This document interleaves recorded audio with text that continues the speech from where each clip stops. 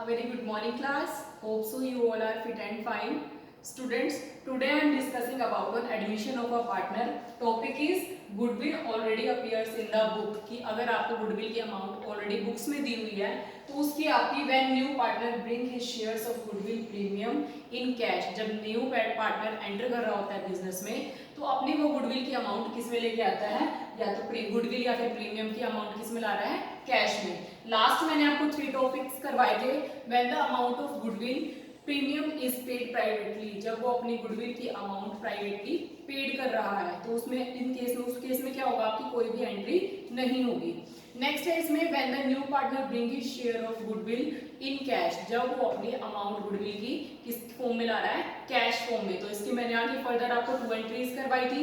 अब third topic क्या था इसमें, इसी में आपके 2 हेड्स थे.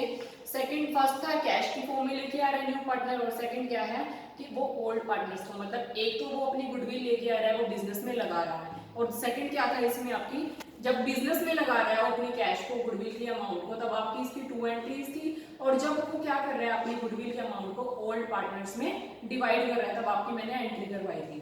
तो आज हम न्यू टॉपिक स्टार्ट करेंगे. न्यू क्या है, when goodwill already appears in the book when new partners bring his shares of goodwill premium in cash. It means जब वो अपनी ऑलरेडी गुडविल की अमाउंट बुक्स में मेंशन होती है, जो आपके क्वेश्चन है, क्वेश्चन में गिवन होगा कि आपकी गुडविल की अमाउंट कितनी है और वो कितना ओल्ड पार्टनर्स को दे रहा है, तब आपकी एंट्री कैसे होगी. तो इस फॉर्म में आपकी एंट्री क्या है, आपकी एंट्री होगी old partners capital account debit to goodwill account, मतलब कि ओल्ड पार्टनर्स. अब ये नहीं लिखना आपने ओल्ड पार्टनर्स, आपका old partner A B C कोई भी है तो आप उसमें उसका नेम मेंशन करोगे. Old partners it means A is capital account, B is capital account to goodwill account. तो ये आपकी इस केस में एंट्री होगी. इसमें आपको फर्स्ट क्वेश्चन दिया हुआ है, देखिए 35th आपकी इलस्ट्रेशंस है. आरती और भारती, आरती और भारती ओल्ड पार्टनर है बिजनेस में, उनकी रेशो कितनी दी हुई है, 3:2. इट मींस 3 + 2 कितना हुआ, 5. 3/5 एंड 2/5. आरती की है 3/5 और भारती की है 2/5. एडमिट कौन हो रहा है, न्यू पार्टनर आ रहा है, कौन, जिसका नाम है सारथी.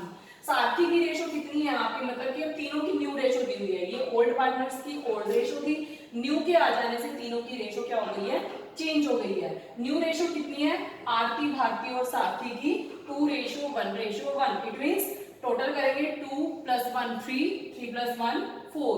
2/4 आरती की है, भारती की है 1/4 एंड सारथी की है 1/4. तो सारथी जो गुडविल की अमाउंट लेके आ रहा है वो कितनी लेके आ रहा है, ₹1 लाख. और आरती और भारती की गुडविल अमाउंट ऑलरेडी कितनी थी, 60,000. तो अब इसमें हमने कैसे एंट्री करनी है, जब वो अपनी गुडविल की अमाउंट को, मतलब कि जो आरती और भारती की गुडविल की अमाउंट है 60,000, वो उनके अकाउंट में कैसे शिफ्ट होगी. अब इसकी फर्स्ट एंट्री क्या होगी, Aarti is capital account debit, Bharti is capital account debit to goodwill account. अब टोटल अमाउंट कितनी है, 60,000. तो टोटल जो गुडविल की अमाउंट थी वो 60,000 यहाँ पर आ गई. अब हमने ये प्रोपोर्शन कैसे निकालना है, अब इसकी कितनी रेशो थी आपकी, 60,000. इट मींस 3 + में 2, तो 3/5 किसका करना है हमने, 60,000 का. इसको कट करेंगे तो आपको कितना आएगा, 12,000. 12 3 = 36,000. तो ये 36,000 ऐसे निकल गया. अगर आपने रिमेनिंग निकालनी है कि भारती की कितनी निकल के आएगी, तो आप दो तरह से हो सकती है कैलकुलेट. 60,000 में से 36,000 माइनस करोगे तब आपका क्या आएगा, 24,000. अगर आपने प्रोपोर्शन की बेस पे निकालनी है, जैसे 3/5 इसका किया आरती का, तो भारती के कितने थे, 2/5.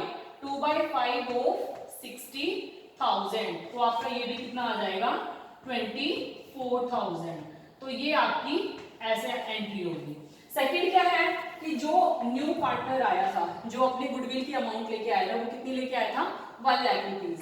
तो इसमें एंट्री क्या होगी आपकी, bank account debit to premium for goodwill, जो गुडविल के लिए वो अपनी अमाउंट लेकर आया था, कितनी थी, ₹1 लाख एंड ₹1 लाख. नेक्स्ट क्या है, अब जो वो गुडविल की अमाउंट लेके आया था न्यू पार्टनर, क्या कर रहा है, ओल्ड पार्टनर्स में डिवाइड कर रहा है. तो उस केस में एंट्री होगी आपकी premium for goodwill account debit to Aarti's account and Bharti's capital account. यहाँ पे कैपिटल अकाउंट मेंशन करूंगा. अब ये 1 लाख थी, जो डेबिट होती है उसमें टोटल टोटल सम आ गया।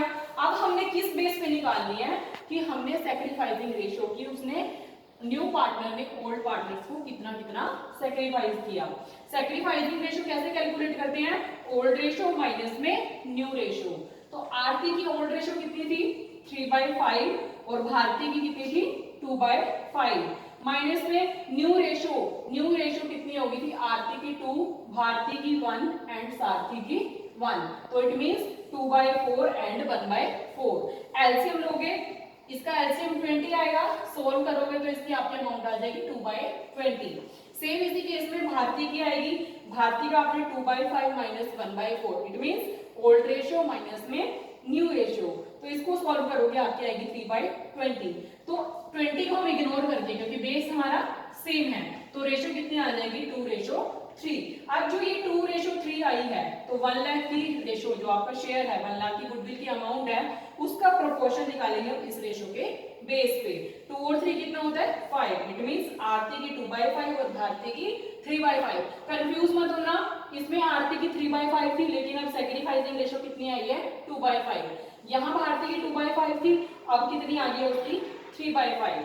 तो 2/5, 1 लाख का हम 2/5 करेंगे, 1 लाख इंटू 2/5 कट करोगे तो कितना आ जाएगा 20,000 और 2 से मल्टीप्लाई करोगे तो ये आ जाएगा आपकी 40,000। अब फिर इसका 3/5 करोगे तो ये कितना आ जाएगा आपका 60,000।